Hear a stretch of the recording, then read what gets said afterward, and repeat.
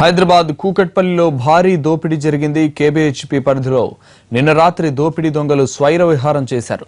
ప్రగతి నగర్లోని 6 ప్రాంతాల్లో కేబీహెచ్పీ 7th ఫేజ్లో ఓ ఇంట్లో చోరీ చేశారు. ప్రగతి నగర్లోని ఓ ఇంట్లో దాదాపు 10 లక్షల రూపాయలు దోచుకెళ్లారు. మరో ఇంట్లో 2 ల్యాప్టాప్లు, నగదు చోరీ చేశారు. సమాచారం అందుకున్న పోలీసులు అక్కడికి చేరుకుని దొంగల కోసం గాలిస్తున్నారు.